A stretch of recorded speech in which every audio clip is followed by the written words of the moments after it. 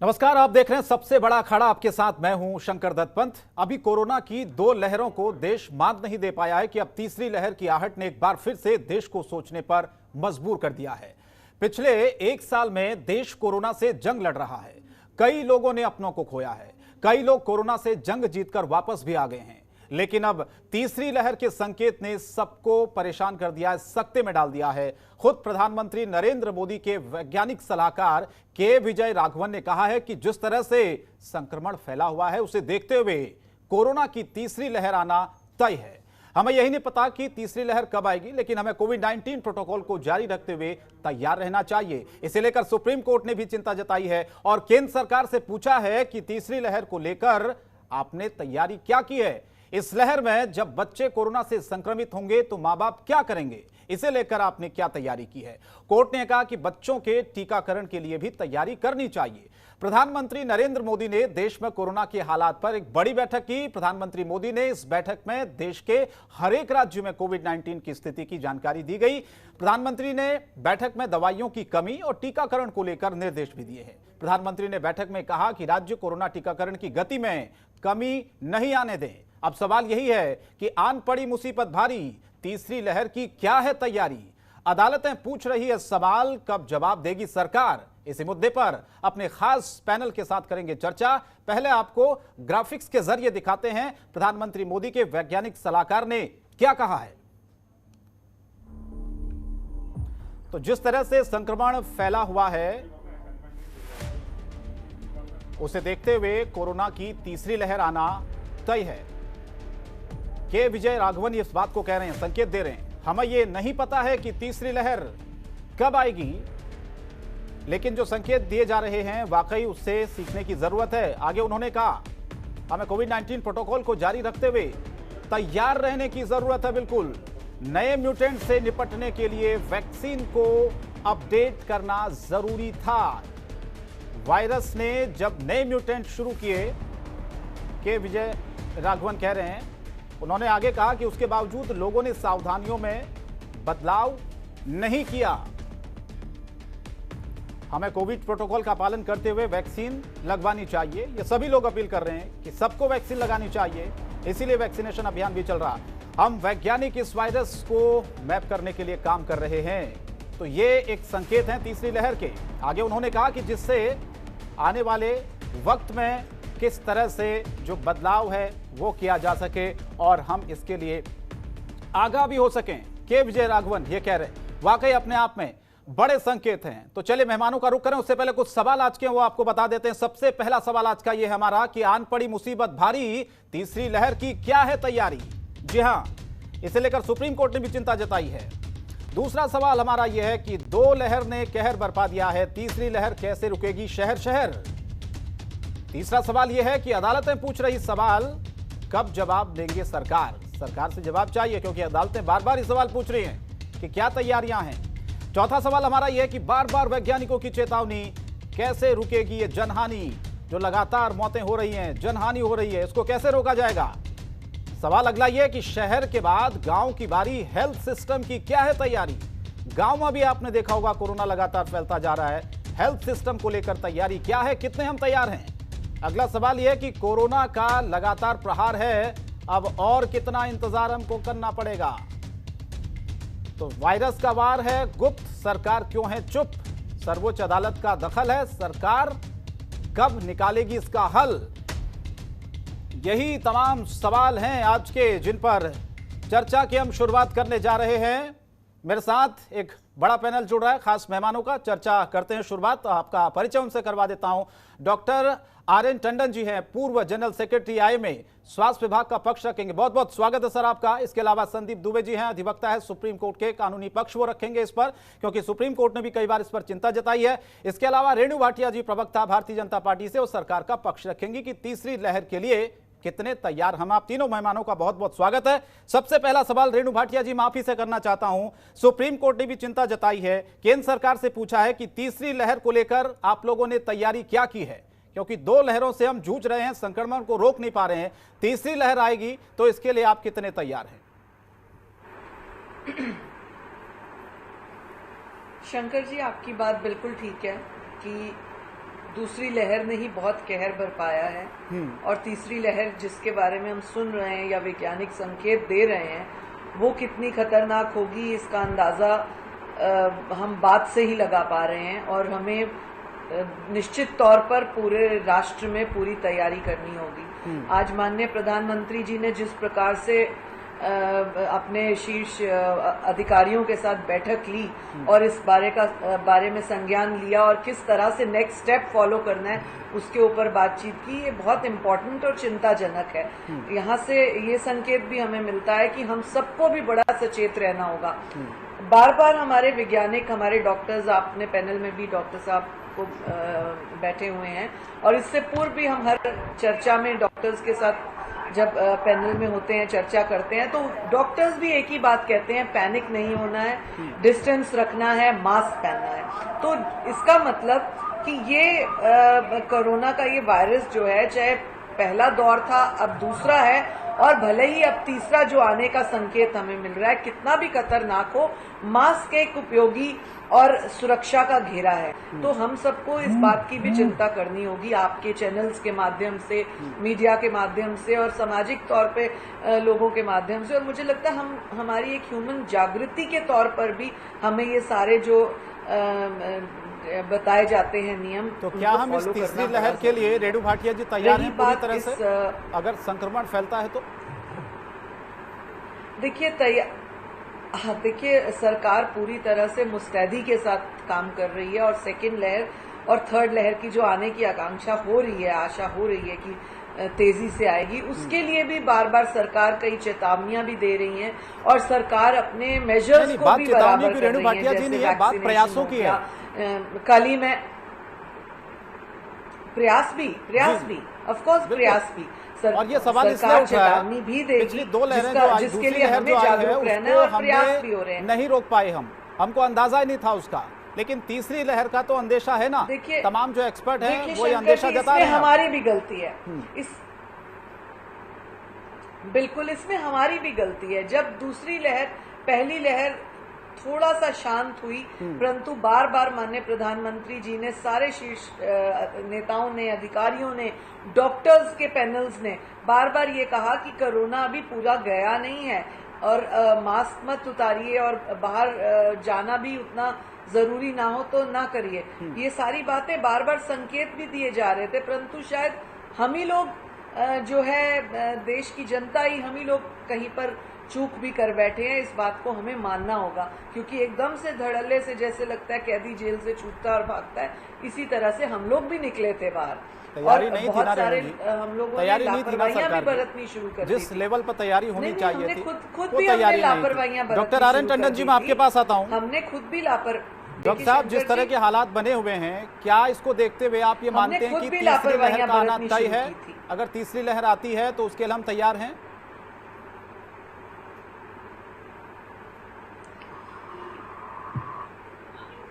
हमारी लड़ाई चल रही है ऑक्सीजन को लेकर के और वैक्सीन को लेकर। अगर हम दो चीज़ों पे जोर डाल सकेंगे और इन दोनों चीज़ों को मेंटेन कर सकेंगे और वैक्सीन को रैंप अप करेंगे और आम जनता को इस बात को समझाने की पूरी चेष्टा करेंगे और आम जनता को भी समझेंगे कि वैक्सीन लग जाना और आपकी हर तरीके की सहूलियतें उपलब्ध करा देना, अस्पताल उपलब्ध करा देना, बेड अरेंज करा देना, ये एक खास चीज नहीं हो।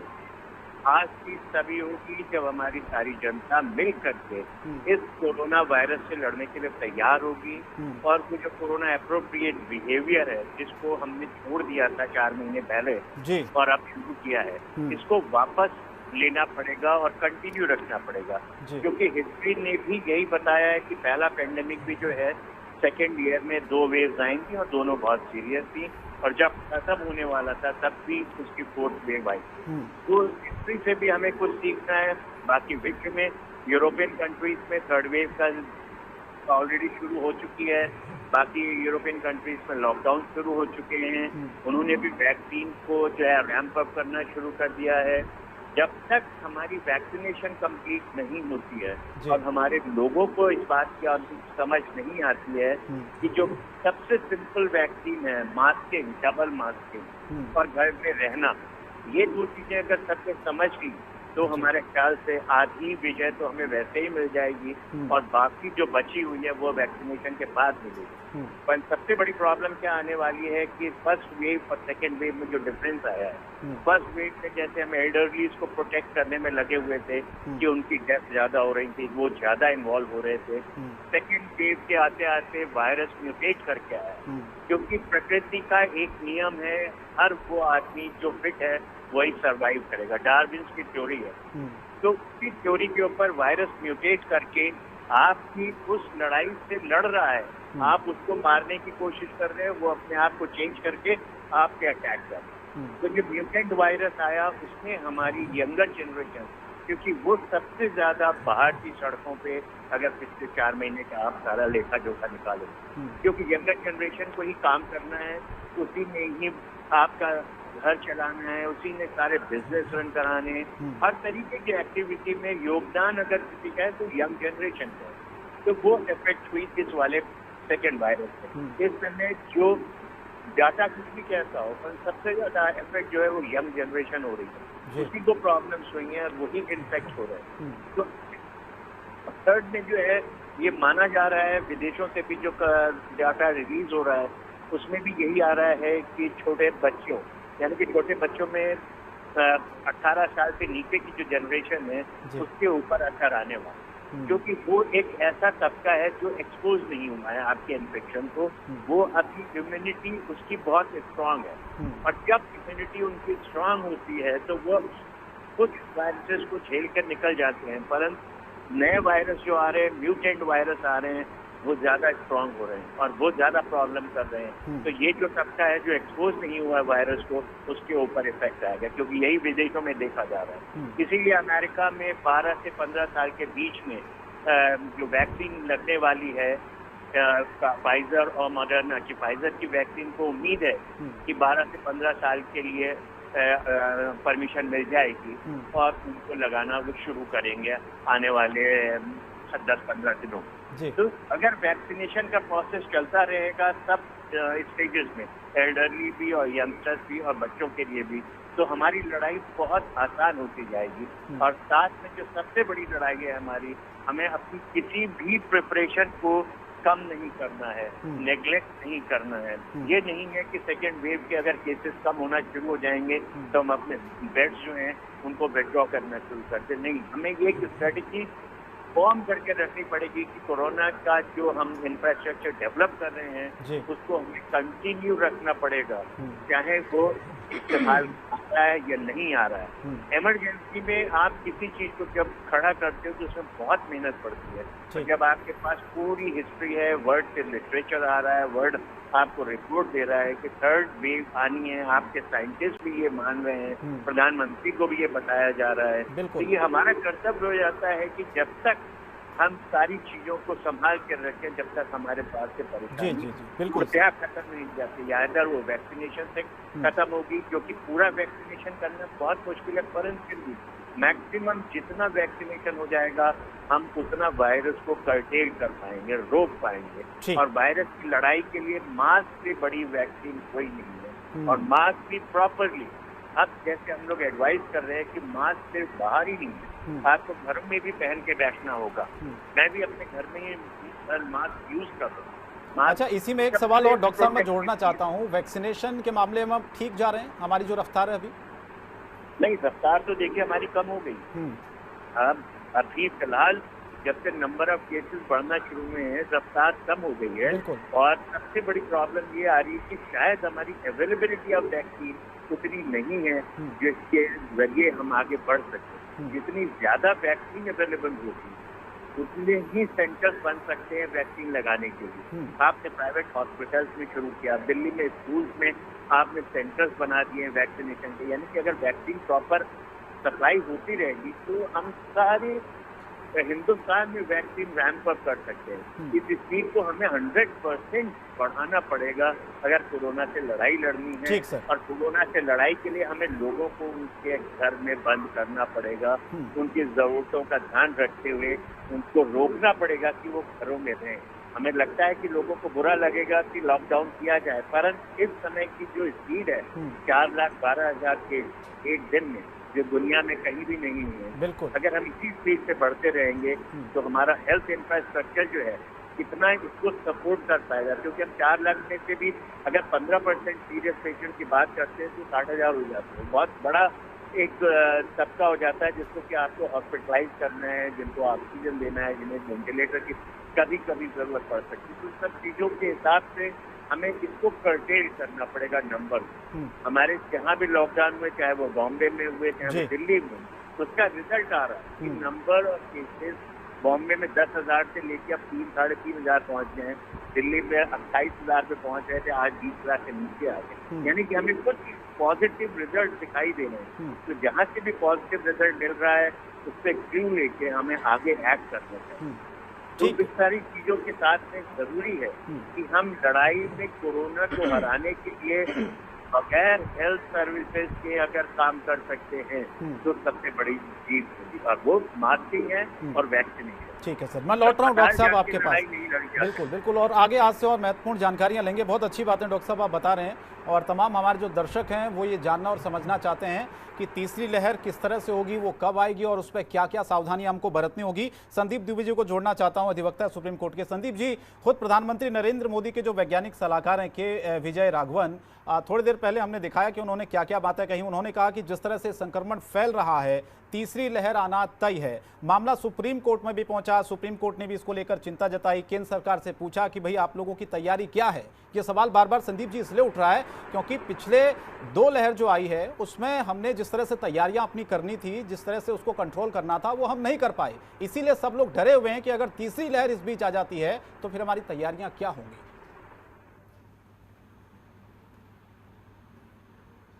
जताई बच्चों के बारे में, हॉस्पिटल के बारे में।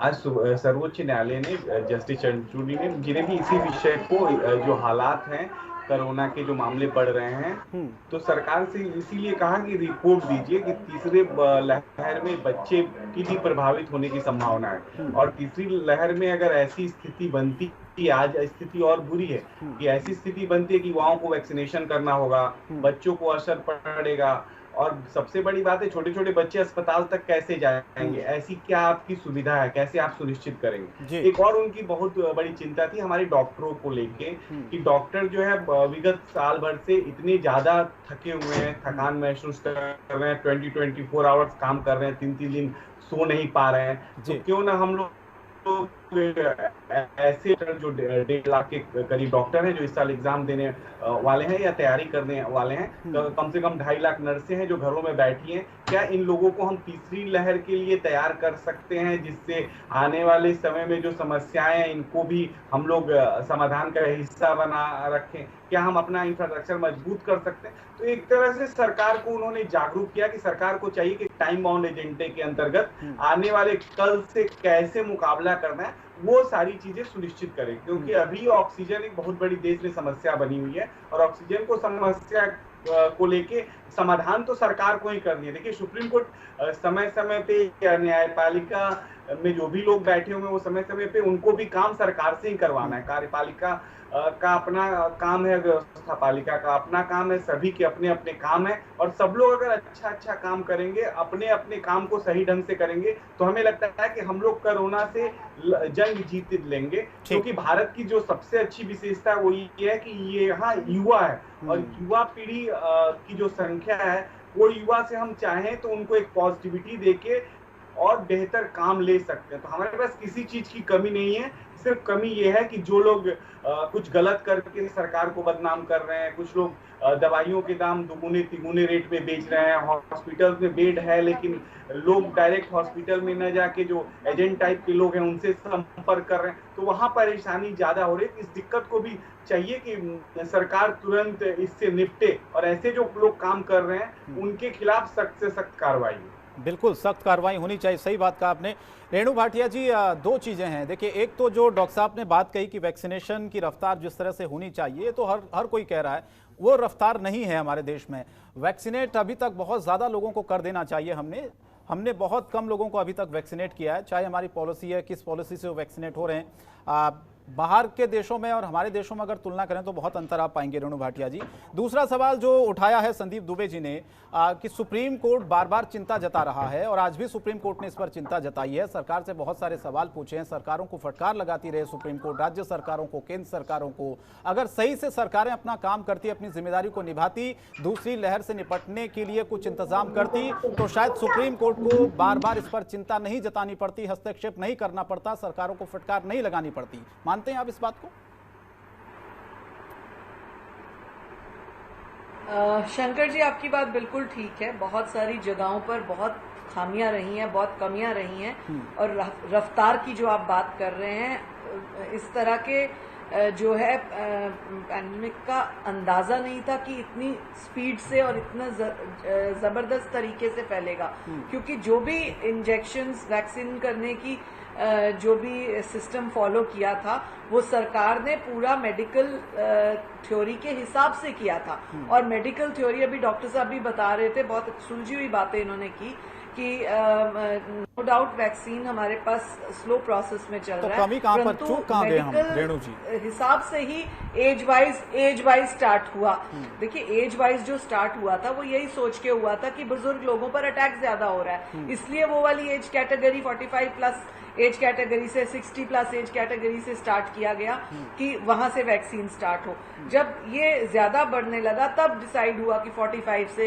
ये सारी डिसीजन और ये सारी जो पॉलिसी सरकार फॉलो करती रही, ये मेडिकल एडवाइस के हिसाब से ही तो होता रहा। ये मेडिकल एडवाइस के हिसाब से होता रहा। और अब आप देखेंगे कमी पूरी करने की बात जहां आती है, ऑक्सीजन की कमी है, तो आपने देखा कई देश भारत को सहयोग कर रहे हैं अब, और भारत भी उनसे बहुत सारी इमरजेंसी चीजें जो इस समय जरूरत है इस कोरोना काल में, वो मंगवा रहा है। तो हर तरीके से सरकार हर जगह से प्रयास कर रही है कि सारे सेक्टर्स को पूरा किया जाए, चाहे वो ऑक्सीजन सेक्टर है, चाहे वो वैक्सीन सेक्टर है, चाहे वो किट्स हैं, और चीजें जो भी मेडिकली जरूरत है, इंजेक्शंस हैं, तो सारी चीजों को पूरा किया जाने का हर तरीके से प्रयास हो रहा है। और अब जो हम अभी डॉक्टर साहब बात कर रहे थे, यूएस में 12 साल से 16 साल तक, 15 साल तक इंजेक्ट करने की बात, वही प्रोसीजर की तैयारी अब यहाँ पर भी होने की नहीं। तो रेणु भाटिया जी, आपने कहा कि सारे प्रयास अगर हो रहे हैं तो फिर लोग क्यों मर रहे हैं बताइए, बिना ऑक्सीजन के, बिना दवाइयों के, बिना इंजेक्शन के? देखिए, निश्चित तौर पर ये इतनी बड़ी आपदा है कि जितना भी प्रयास किया जा रहा है उससे और अधिक की जरूरत है। डेफिनेटली कहीं ना कहीं तो जो ये बढ़ रहा है उसमें जो कमियां आ रही हैं उसको फुलफिल करने के लिए, उसको पूरा करने का भी सरकार प्रयास कर रही है कि जो हो चुका है उसको यहीं पर स्टॉप लगे और आगे और किसी को इस तरह की परेशानी ना हो। आप भी देख रहे हैं, आप अपने मीडिया में भी बताते हैं किस तरह से माननीय मोदी जी रोज अपने सीनियर ऑफिसर्स के साथ, मेडिकल ऑफिसर्स के साथ, इसके अतिरिक्त डॉक्टर्स के साथ, मतलब हर तरीके से किस तरह से डेली बेसिस पर उनके साथ चर्चा भी हो रही है, बेहतरी कैसे हो रहा है। और जैसे डॉक्टर साहब ने अभी बताया कि फर्स्ट वैक्सीन जो है ना, वो हमारा मास्क है। डॉक्टर साहब ने तो इतनी बड़ी बात भी कही कि घर पे भी मास्क पहनना आवश्यक है। और मैं समझती हूँ कि अगर घर में हम पूरा परिवार बैठे हैं तो बात वही हो गई, 4 जने बाहर जाएं या 5-6 जने घर पे बैठे, उनको भी आपस में जो है सेफ्टी और सिक्योरिटी आपस में एक दूसरे की करना बहुत जरूरी है।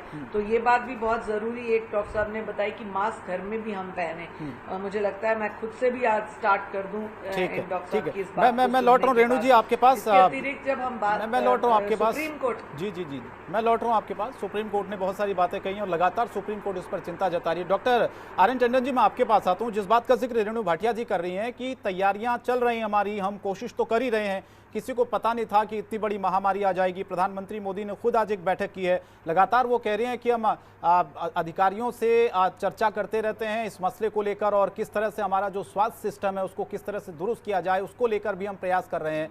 तो अगर ये चीजें हैं तो फिर इन हालातों में हम क्यों पहुंच रहे हैं? हर दिन संक्रमितों की संख्या देश में क्यों बढ़ती जा रही है? हालात तो डॉक्टर साहब कंट्रोल नहीं हो रहे हैं।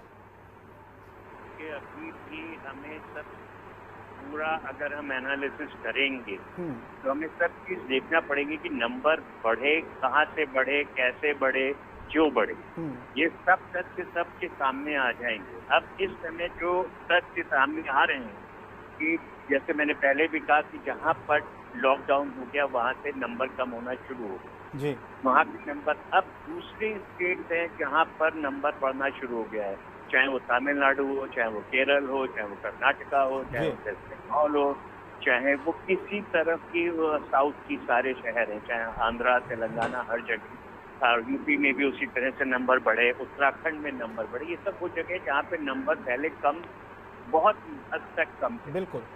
इन सब के बढ़ने के लिए सिर्फ एक चीज है कि हमारी आम जनता ने घर में रहना बंद कर दिया था और वो सिर्फ बाहर ही रहते, चाहे वो किसी भी वजह से बाहर रह रहे हैं जी। और जब आप बाहर रहोगे और इन्फेक्शन आ रहा है, जब सबको पता चल रहा है कि यूके म्यूटेंट वायरस आ चुका है इंडिया में, पंजाब से वो शुरू हुआ, वो मुंबई पहुंचा, सारे कहीं पहुंचा और उसके बाद इंडियन म्यूटेंट आने लग गए।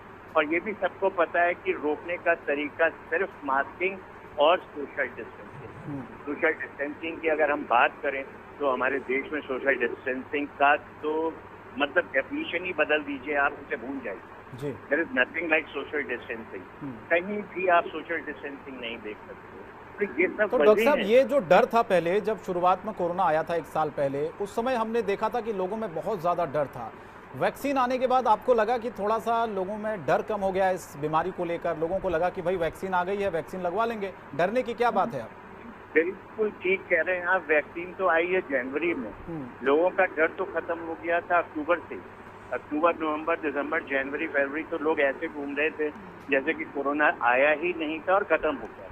तो वो समय था जब लोगों को हमारी हर चीज को फॉलो करना, सबको बताया जा रहा था कि कोरोना खत्म नहीं हुआ है। विश्व के हर एक देश में कोरोना की सेकेंड वेव जो है घातक परिणाम दे रही थी, सब जगह डेथ बढ़ रही थी, सब जगह ऑक्सीजन और वेंटिलेटर्स और आईसीयू की प्रॉब्लम्स आ रही थी। तो वो समय था जब हमें संभालना था अपने आप को, पर वो समय हमने निकाल दिया। हम नहीं संभाल पाए, ना हम लोगों को कन्विंस कर पाए, ना खुद कन्विंस हुए। तो उसी का नतीजा है कि ये नंबर अब बढ़ता चला जाए। अब इसको रोकने के लिए फिर वही चीज आ रही है कि अभी भी हमें सोचना पड़ेगा, क्या हमें स्ट्रिक्टली लोगों को घर में बांधना पड़ेगा, तभी रुक पाएंगे लोग। लोगों को मास्क, अब थोड़ा सा मास्क लोगों का दिखाई देता है कि पहना हुआ है, पर वो भी कितना प्रॉपर होता है उस पर भी ध्यान करना पड़ता है। इतना समझाया जाता है कि मास्क प्रॉपर हो, नाक और चेहरा मुंह सब कवर हो, और खासकर जब आप किसी से बात कर रहे हैं तो मास्क आपका और अच्छा हो जाना चाहिए, या दूसरा आपसे बात कर रहा है तो मास्क बिल्कुल टाइट फिक्स होना चाहिए, क्योंकि जितना बोलोगे आप उतने ज्यादा, अगर आप इन्फेक्टेड हो तो आपके वायरस बाहर जाएंगे, तो जितनी तेज बोलोगे वो उतनी दूर तक जाएंगे। तो इन सब चीजों को समझाने के बावजूद भी 90% लोग जब बोलना शुरू करते हैं तो उनका मास्क हट जाता है। तो ऐसी सूरत हाल में हम क्या उम्मीद करेंगे कि लोगों को समझना है, लोगों को समझाना है और उसके ऊपर स्ट्रिक्ट एक्शन लेने पड़ेंगे, चाहे कितना भी परेशानी हो।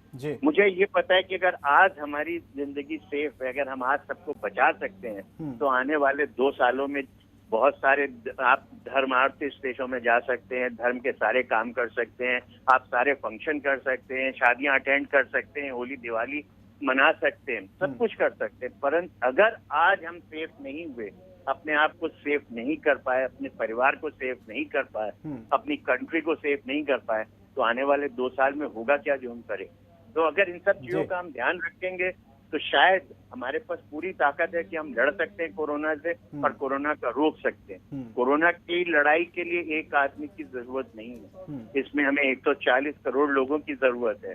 बूढ़ा, बच्चा, जवान, सबको लड़ना है इस कोरोना से, और उनकी लड़ाई सिर्फ एक ही चीज से हो सकती है, घर में रहिए, मास्क इस्तेमाल कीजिए, घर से बाहर जाइए तो डबल मास्किंग में जाइए, और ये ध्यान रहे कि सोशल डिस्टेंसिंग जो है सबसे बड़ी चीज है। किसी भी भीड़ वाले इलाके में मत जाइए, क्योंकि एक इन्फेक्टेड आदमी अपने इर्द गिर्द कम से कम 40-50 लोगों को इन्फेक्ट करता है, और वो एसिम्टोमेटिक है जिसने आपको इन्फेक्ट किया है। आप सोच सकते हो एसिम्टोमेटिक का आपको पता ही नहीं चलता। जहां हम कहते हैं कि एक पॉजिटिव अगर मरीज निकला है तो हम कम से कम 10 पॉजिटिव मरीज छोड़ रहे हैं। तो हमारा स्टेटस इस तरीके का है। इसमें तो हर आदमी को ये देखना है कि उसके लिए क्या बेहतर है, क्या बाहर घूमना बेहतर है या घर के अंदर मास्क लगा के बैठना है अपने परिवार के साथ खुशहाली से जीवन यापन करना है आने वाले समय। जी। अगर हम इन सब चीजों का ध्यान रखेंगे तो हर आदमी अपने अपने तरफ से सपोर्ट करने की तैयारी कर रहा है, हर आदमी लड़ने की तैयारी कर रहा है। और थर्ड फेज के लिए मैं ये कहना चाहूंगा कि हम जब ये सोच रहे हैं कि हमारे यंग किड्स और बच्चों के ऊपर अटैक आने वाला है, तो हमारे अस्पतालों में बच्चों की देखभाल के लिए हर तरीके के इंतजाम करने पड़ेंगे। क्योंकि बच्चे के अगर हमें ऑक्सीजन देनी तो उसका मास्क भी अलग होता है, अगर हमें उसे वेंटिलेटर चाहिए तो उसकी सेटिंग भी अलग होती है। तो हर चीज की हमें देखभाल अभी से करनी पड़ेगी। और अगर ऐसी संभावना है कि ये होगा तो हमें तैयारी अभी से करनी पड़ेगी। और इसके लिए सरकार से हमारी गुजारिश रहेगी कि वो इन सब चीजों पे ध्यान करते हुए आने वाले समय में बच्चों के लिए जरूर कुछ प्रिकॉशन ले। सुन में आ रहा है कि महाराष्ट्र में, मुंबई में जो है इस तरीके की प्रिपरेशन शुरू हो गई है कि थर्ड वेव की जो बच्चों पे असर आने वाला है उसकी तैयारियां उन्होंने अपनी शुरू कर दी है। पीडियाट्रिक्स हॉस्पिटल्स को उन्होंने तैयार करना शुरू कर दिया है। ये सब चीजें डराने की या उसकी नहीं है, पर हमें ये महसूस हो रहा है कि हमने हिंदुस्तान में सिर्फ डर के ही पिछली वेव के शुरू में मास्किंग की और घर में रहे हैं। अगर हम नहीं डरते तो हम उस समय भी इसी हाल में पहुंचते जो आज। बिल्कुल बिल्कुल सही बात आपने कही डॉक्टर साहब। और जिस तरह से ये लगातार जो संक्रमण की दर फिलहाल फैलती जा रही है, उससे अब ये तीसरी लहर का जो खतरा है वो सामने आ गया है। और तीसरी लहर का खतरा बच्चों पर ये कहर बरपाएगा, उससे पहले हमारी तैयारी क्या है, ये सबसे बड़ा सवाल उठ रहा है। Doctor RN. टंडन जी, आप हमारे साथ जुड़े, आपने बहुत अच्छी जानकारी हमारे दर्शकों तक पहुंचाई, आपका बहुत बहुत शुक्रिया हमें वक्त देने के लिए। मेहमान इस वक्त जुड़ चुके हैं डॉक्टर नरेश चावला जी, नेशनल ज्वाइंट सेक्रेटरी IMA के। बहुत बहुत स्वागत है डॉक्टर साहब आपका। अगर आपको मेरी आवाज आ रही है तो सबसे पहला सवाल मेरा आप ही से है सर। तीसरी लहर के संकेत मिल रहे हैं डॉक्टर साहब, और सब लोग इससे डरे हुए, क्योंकि दूसरी लहर से जिस तरह से हम जूझ रहे हैं, बहुत डर, बहुत ज्यादा भय लोगों के मन में बना हुआ है कि ये तीसरी लहर ना जाने क्या कहर बरपाएगी। तो क्या ये मान लिया जाए डॉक्टर साहब कि तीसरी लहर आना तय है?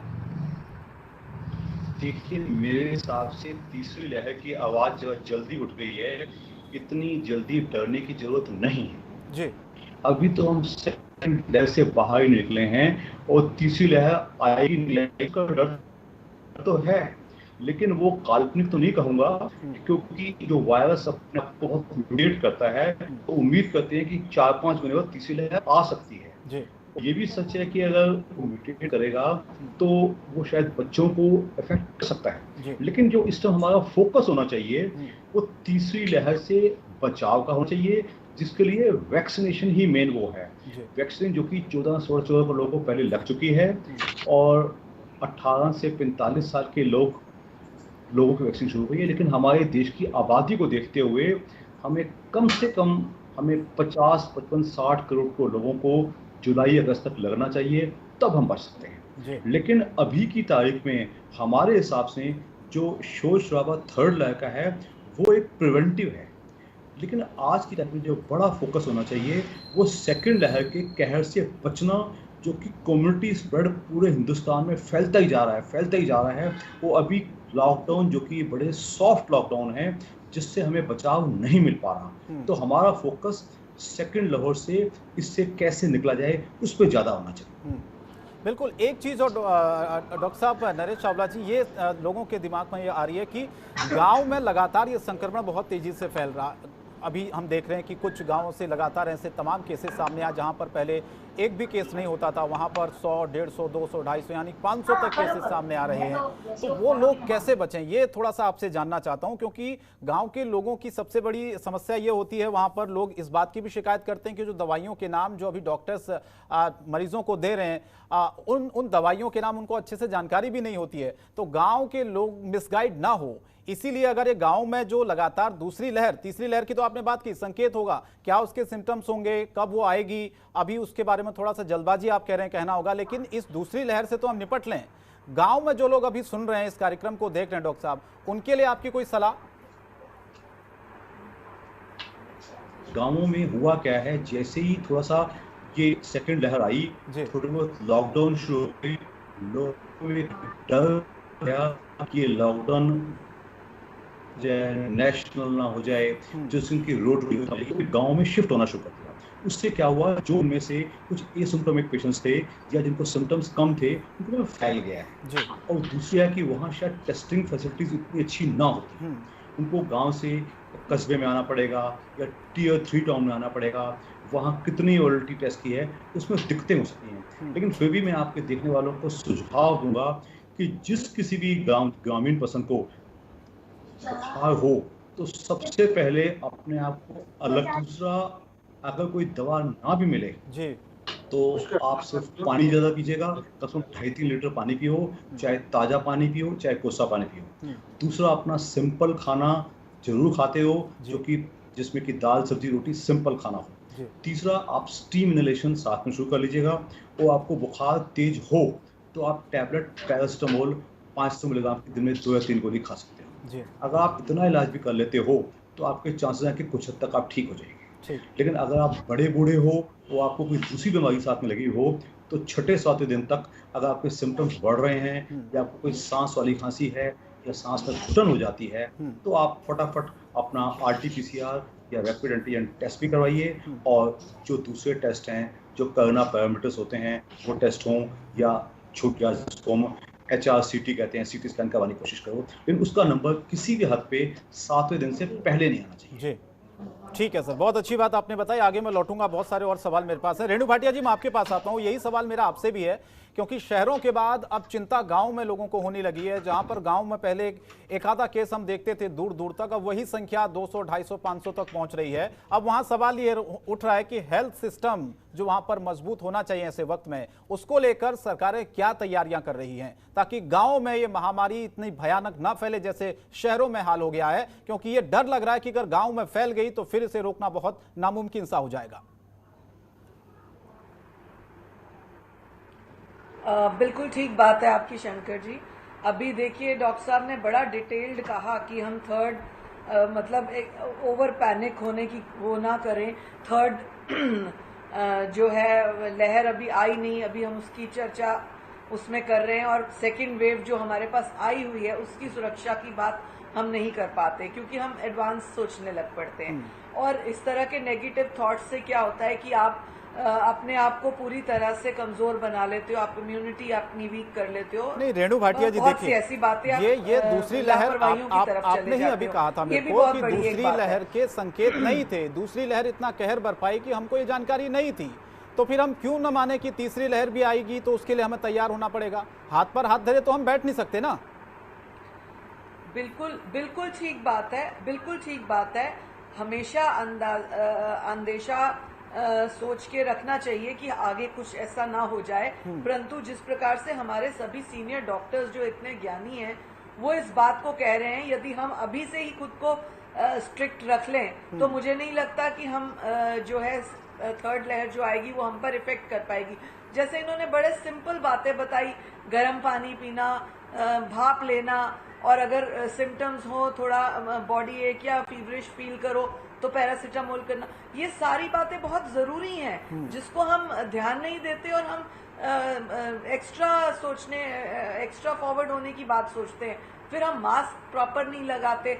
अभी जैसे डॉक्टर साहब जो अभी चले गए वो बता रहे थे कि हम मास्क प्रॉपर नहीं लगाते, बात करते हैं तो हमारे वो जो इफेक्ट है, जर्म्स हैं, वो और तेजी से फैलती हैं, ऊंचा बोलने से और अधिक तेजी से। तो ये बहुत सारी बातें हैं जिनको हमें सोचना होगा और हमें अगर प्रिकॉशनरी तौर पर ये सारी बातें सोचनी है तो जब गांव की आप बात कर रहे हैं, देखिए जब फर्स्ट लॉकडाउन हुआ था तो लोग भर भर के गांव जा रहे थे। शहरों से बार बार ये बात कही जा रही थी कि आप अभी गांव नहीं जाएं जहां पर है। अभी भी इस बार भी जैसे ही लॉकडाउन दिल्ली में घोषित हुआ, आप लोगों ने आनंद विहार का बस स्टॉप दिखाया सॉरी कि किस तरीके से लोग इतनी मतलब घर जाने की वो कर रहे थे। तो यही से गांव भी पहुंची हैं ये चीजें और गांव के लिए हमें चिंता तो है। रेणु भाटिया जी, लोग गांव तक अगर ये बात पहुंच जाती है तो कंट्रोल ऐसे वक्त में भुखमरी का एक बहुत बड़ा, मैंने तो बहुत सारी रिपोर्ट्स मैंने लोगों के बीच में, मजदूरों के बीच में जाकर कवर की है। मैंने तो खुद उनका दर्द देखा है, भूख से लोग तड़पते रहे। रेणु भाटिया जी, मैं आपको तस्वीरें दिखा दूंगा, आप कहेंगे कभी दूसरे कार्यक्रम में हम इस पर चर्चा करेंगे। बहुत भयावह स्थिति मैंने देखी उन लोगों की। लॉकडाउन लगा, पाबंदियां हुई, काम धंधे बंद हो गए, सरकारों से आस होती है फिर वो घर नहीं जाएंगे, वो इस बात को कह रहे हैं, लेकिन उनके आगे रोजी रोटी का संकट रेणु भाटिया जी खड़ा हो जाता है। भुखमरी जैसे हालात पैदा हो जाते हैं, अपने परिवार का पेट कैसे पालें, ये समस्या पैदा हो जाती है। तो इसके लिए तो सरकार को सोचना पड़ेगा ना। बिल्कुल आपकी बात ठीक है, बिल्कुल शंकर जी आपकी बात बिल्कुल ठीक है, दुरुस्त बात है। लेकिन आप ये देखिए सरकार ने उस और भी प्रयास किया, उस और भी कदम बढ़ाए थे कि लोगों को राशन और बहुत सारा देखिए सरकार ने अपनी तरफ से हर क्षेत्र में प्रयास किया। मैंने आपको कहा अभी भी कि हर कोई फील्ड ऐसा नहीं छूटा जहां सरकार ने जनता के साथ जो भी रिलेशन है, सेफ्टी मेजर्स है, उनको रोकने का प्रयास ना किया हो, हर तरह से करने की कोशिश की। लेकिन अभी भी कहीं पर अगर कोई कमी रहती है उसकी भी पूर्ति करने का प्रयास पूरा चल रहा है, चाहे वो मेडिसिन के क्षेत्र में हो, चाहे ऑक्सीजन के क्षेत्र में हो, वेंटिलेटर्स हो, किसी भी तरह और मेडिसिन के रेणु भाटिया जी अभी भी आप प्रयास करेंगी या ठोस कदम उठाने की जरूरत है ऐसे वक्त में? सहयोग करे सरकार। ऐसे वक्त में आपको लगता नहीं कि बहुत ठोस कदम उठाने की जरूरत है? सख्त निर्णय लेने होंगे आपको। अगर दवाइयां नहीं मिल रही है, ऑक्सीजन रेणु भाटिया जी नहीं मिल रहा है, रेमडेसिविर इंजेक्शन की कालाबाजारी हो रही है, 50-50, 70-70, 80-80 हजार रुपए में उसे बेचा जा रहा है, तो इसे कैसे रोका जाएगा? लोगों तक सुविधाएं कैसे पहुंचे? ये कैसे सुनिश्चित होगा? ये कौन करेगा रेणु भाटिया जी? ये सरकार करेगी। बिल्कुल। और हम प्रयास कर रहे हैं कि इस तरह की जो भी नहीं हो रहे ना प्रयास आप कर रहे हैं, प्रयास धरातल पर नजर नहीं आ रहे रेणु भाटिया जी। इस बात को आप भी जानते हैं, इस बात को डॉक्टर नरेश चावला जी भी जानते हैं, इस बात को संदीप दुबे जी भी जानते हैं, इस बात को पूरा देश जानता है। जो कदम उठाया कहने से नहीं होगा, सिर्फ कार्रवाई हुई, कहने से रेणु भाटिया जी नहीं होगा। मैं आपको बार बार इस बात को कह रहा हूँ, सिर्फ कहने मात्र से ही अगर बीमारी खत्म हो जाती तो आज ये नौबत नहीं आती। बात है तैयारियों की, बात है तैयारियों की रेणु भाटिया जी। हमारी ह्यूमैनिटी भी मानता हूं मैं, बिल्कुल होनी चाहिए, कर्तव्य है नागरिक का, निभाना चाहिए। कुछ लापरवाहियां लोगों की तरफ से हो रही है और नहीं होनी चाहिए, मैं तो मान रहा हूं इस बात को। लेकिन मैं आपको ये कह रहा हूं कि हम कहाँ जा रहे हैं, मैं सारी बातें मैं सारी बातें आपकी सहमत भी पहुंचाए, नहीं वो कहाँ पहुंच रही है? ऑक्सीजन को लेकर आपने देखा पिछले कुछ दिनों में रेणु भाटिया जी कितने लोगों की जानें गई हैं? देखिए आपके पास तो डेटा होगा। बिल्कुल ऑक्सीजन की कमी रही, इसमें दवाएं नहीं मिल पा रही है, बेड्स नहीं मिल पा रहे हैं, आईसीयू बेड्स की कमी है, सुप्रीम कोर्ट को दखल देना पड़ रहा है, बार बार सरकारों को कहना पड़ रहा है कि आप लोग कर क्या रहे हैं। उन लोगों ने शर्म नहीं की, उन्होंने बेशर्मी का परिचय दिया, उनके खिलाफ कार्रवाई हुई। ऐसा जहां पर भी पकड़ा गया उनके खिलाफ कार्रवाई हुई। तो सरकार अपनी तरफ से पूरी तरह से लगी हुई है कि इस तरह की कोई भी कमी ना रह जाए जिसमें हमारे देश का नागरिक नुकसान में हो या मुश्किल में पड़े। तो सरकार हर तरह से प्रयासरत है, कहीं पर भी कमी रहती है उस स्थान को पूरा करने के लिए, उस कमी को खत्म करने के लिए। तो ये हो क्यों नहीं रहा, मुझे बताइए ना। पूरा देश अभी रेणु भाटिया जी ये पूछना चाह रहा है कि ये जो अभी सिचुएशन है इससे हम कैसे निकलेंगे? आप ऐसा नहीं कह सकते कि नहीं हो रहा, नहीं हो रहा है, मैं मान रहा हूँ हो रहा है, लेकिन जिस लेवल पर होना चाहिए उस लेवल पर नहीं हो रहा है। अगर हो रहा होता तो लोग नहीं मर रहे होते रेणु भाटिया जी। सरकार पूरी तरह से राज्य आपके ऊपर बार बार ये आरोप लगा रहे हैं कि जितना ऑक्सीजन उनको चाहिए उतना ऑक्सीजन आप उनको दे नहीं रहे हैं। इस तरह से कमी है। दिल्ली सरकार ने जितनी डिमांड किया आपने देखा, सरकार ने उनको पहुंचाया। लेकिन सुप्रीम कोर्ट के कहने पर आपने दिया है रेणु भाटिया जी। आज मैं एक डिटेल कोर्ट ने बार बार फटकार लगाई, उसके बाद आपने दिया।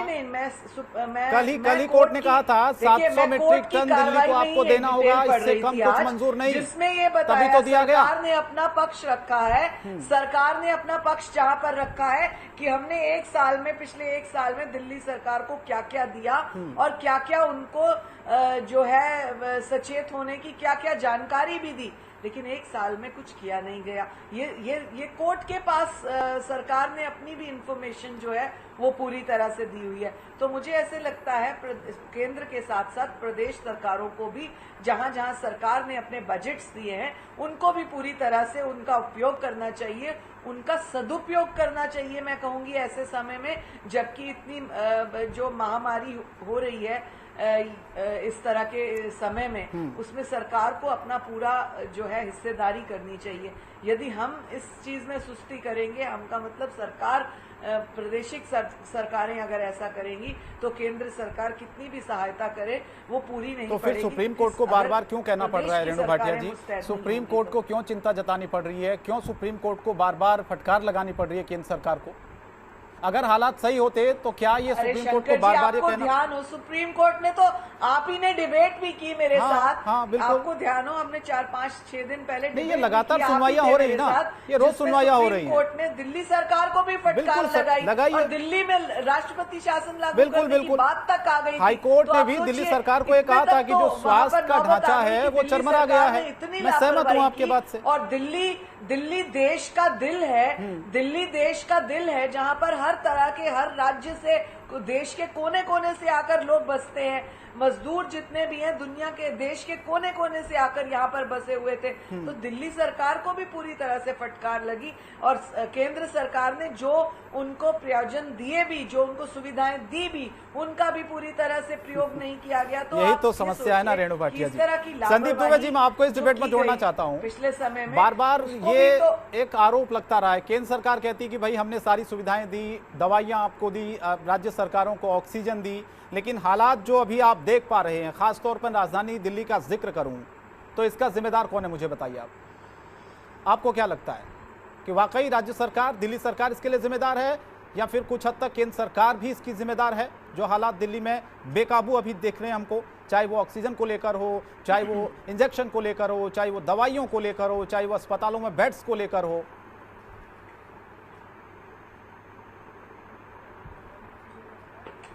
संदीप जी, देखिए मुझे लगता है कि सब कोई भी सरकार अपनी जिम्मेदारी से भाग नहीं सकती। सर्वोच्च न्यायालय यही चाहता है कि सरकार की कोशिश होनी चाहिए कि वो लोग आने वाले समय में आम नागरिकों को किस तरह सुरक्षा प्रदान करेंगे। आम नागरिक, जैसे ऑक्सीजन की समस्या है, जैसे बेड की समस्या है, कोई एक बेहतर ढंग से फॉर्मूला तैयार हो, केंद्र की तरफ से भी, राज्यों की तरफ से भी। रेणु भाटिया जी भी पक्ष रख रही सरकार का, लेकिन मैं सिर्फ इतना कहूंगा कि इस समय वाकई स्थिति थोड़ी सी नहीं, बहुत ज्यादा खराब है। हम लोग को चाहिए कि राज्य सरकार, केंद्र सरकार आपसी सामंजस्य से काम करे। सिर्फ ये दिल्ली तक का ही नहीं मामला है, अब ये गाँव में पहुंच गया। शंकर जी कह भी रहे थे इस विषय को, और ये सही बात है कि गाँव में भी ये बीमारियों से मृत्यु होना शुरू हो गया। तो जरूरी यह है कि अगर हम एक दूसरे पे दोषारोपण करेंगे तो हम नुकसान कर रहे हैं। बिल्कुल सर, भारत नहीं जीतेगा। इसमें हो सकता है भाजपा जीत जाए, हो सकता है आम आदमी पार्टी जीत, लेकिन कुछ क्षण के लिए। अभी जरूरत है कि हम लोग ऐसा प्रयास करें कि देश जीते, भारत जीते। ठीक है, और मैं शंकर जी को धन्यवाद दूंगा कि कम से कम देश जीतने की आज बात यहाँ पे हो रही है। एक और मेरा सुझाव था इसमें कि गांव में वाकई रोकने की जरूरत है। लोग गांव में चले गए हैं, उनके पास जानकारी का अभाव है, उनको जानकारी तुरंत सरकार मुहैया कराए, क्योंकि वहां पे कोई इस तरह के हॉस्पिटल्स भी गांव में नहीं खुले हैं जहां लोगों को ऑक्सीजन की सुविधा दी जाए या आईसीयू बेड भी हो। तो जब हम शहरों में इस तरह के मामले बेहतर ढंग से नहीं संभाल पा रहे हैं, तो गांव की संख्या तो बहुत ज्यादा है, बिल्कुल वहाँ सर, कैसे सरकार संभाल पाएगी? सुप्रीम कोर्ट को ये भी चिंता थी। मुझे लगता है कि इस चिंता को ध्यान में रखते हुए, ठीक है, मैं लौटूंगा, लौट रहा हूँ संदीप दुबे जी। जी बिल्कुल अच्छी बात आपने कही। समस्या का तत्काल जो है समाधान। मैं एक आखिरी सवाल डॉक्टर नरेश चावला जी आपसे लेना चाहता हूँ, वक्त बहुत कम है, चाहूंगा संक्षेप में जवाब दें सर। तीसरी लहर की जो बात हो रही है, आहट हो रही, क्योंकि ये सवाल इसलिए भी उठ रहा है डॉक्टर नरेश चावला जी, जो प्रधानमंत्री नरेंद्र मोदी के वैज्ञानिक सलाहकार हैं के विजन राघवन, उन्होंने भी इस बात का अंदेशा जताया कि जो संक्रमण की दर जिस तरह से फैल रही है, तीसरी लहर का आना तय है। तो सर मेरा सवाल ये है, कोई सुझाव आपके हों कि कैसे हम इस तीसरी लहर से बच सकें? क्या तैयारियां हमारी होनी चाहिए? दूसरी लहर जैसी स्थिति हमारी जब है, वो तीसरी लहर में और ज्यादा खतरनाक ना हो? देखिए, जो के राघवन जी ने कहा है बिल्कुल ठीक कहा है। जो वायरस है वो बहुत है, वो फिर अपने आप को वेरिएंट पैदा करेगा और तीसरी लहर का आना निश्चित है। लेकिन हमें डरने की जरूरत नहीं है। अब चूंकि हम दूसरी लहर से हम बहुत डर चुके हैं, तो हम प्रिवेंटिव मेजर्स लेंगे, और सबसे बड़ा प्रिवेंटिव मेजर वही है कि वो आज दूसरी लहर के लिए भी फायदेमंद होगा, और तीसरी लहर के लिए कि कोरोना अप्रोप्रिएट बिहेवियर, यानी कि अपने घरों से फालतू बाहर मत निकलिए, आप घर के अंदर रहो, जब भी निकलो मास्क लगा कर निकलो, सोशल डिस्टेंसिंग का पालन करो, भीड़ बिल्कुल ना पैदा करो, ना भीड़ में जाओ, वो अपने खान पान का ख्याल रखो। और दूसरा, वैक्सीनेशन में पूरी तरह कोऑपरेट किया जाए। वैक्सीनेशन को इतना बढ़ाया जाए कि जो हम 20-25 लाख कर पाते हैं, अब कल परसों हमने 18 लाख किया है, हम डेली ऑलमोस्ट 70-75 लाख लोगों को वैक्सीनेट करें। 18 से 25 लाख और 39 वाले लोग हैं उनको भी तेजी से वैक्सीनेट करें। मेरी इच्छा है कि हम जुलाई अगस्त तक कम से कम 50-60 करोड़ हिंदुस्तान की आबादी को कवर करें, तब हमारी हर्ड इम्यूनिटी आएगी। तो मुझे पूरा विश्वास है एक सोशल वैक्सीन जिसमें कि हम कोरोना का बिहेवियर हो और दूसरा जो हमारी वैक्सीनेशन है, अगर ये दोनों चीजें हमने अपना ली तो मुझे संपूर्ण विश्वास है कि तीसरी लहर हमारे देश को नुकसान नहीं कर पाएगी। चलिए, बहुत बहुत धन्यवाद डॉक्टर नरेश चावला जी और संदीप दुबे जी, रेणु भाटिया जी, आप सभी मेहमानों का बहुत बहुत शुक्रिया चर्चा में शामिल होने के लिए, वक्त देने के लिए। वक्त की कमी इस चर्चा को आगे नहीं बढ़ा पाएंगे, लेकिन सवाल हमारा यही था कि जैसे कि डॉक्टर साहब ने भी कहा, नरेश चावला जी ने भी, वैक्सीनेशन हमको बहुत तेजी से करना होगा, तभी हम इस संक्रमण की दर को रोक सकते हैं। दूसरा, उन्होंने बहुत सारे सुझाव दिए, बहुत सारी अच्छी बातें भी बताई कि किस तरह से संक्रमण को रोकना है, चाहे वो मास्क लगाना हो, सोशल डिस्टेंसिंग हो, लेकिन एक जिम्मेदारी जो बनती है वो सरकारों की बनती है, केंद्र सरकार की बनती है, राज्य सरकारों की बनती है। इस जिम्मेदारी को भी निभाना बखूबी जरूरी है, क्योंकि तीसरी लहर के जो संकेत मिल रहे हैं उसमें यही सवाल उठ रहा है कि हमारी तैयारी क्या है। अगर वाकई हम ये सोचकर बैठे कि तीसरी लहर नहीं आएगी, हाथ पर हाथ धरे बैठे, तो इससे भी ज्यादा खराब स्थिति तीसरी लहर में ना आ जाए। इसीलिए सरकारों को यह समझने की जरूरत है, चिंतन करने की जरूरत है कि आने वाले वक्त में अगर हालात खराब होते हैं तो उसको दुरुस्त करने के लिए हमारे पास इंफ्रास्ट्रक्चर क्या है, उसको हमने कितना डेवलप किया है, और हमारा जो स्वास्थ्य सिस्टम है वो कितना हम मजबूत कर पाए। फिलहाल बहुत बहुत धन्यवाद इस चर्चा में शामिल होने के लिए। सबसे बड़ा अखाड़ा आज के लिए इतना ही, लेकिन जनतंत्र टीवी पर खबरें जारी रहेंगी। खबरों के निष्पक्ष विश्लेषण के लिए सब्सक्राइब करें Jantantra TV and press the bell icon. Never miss any update.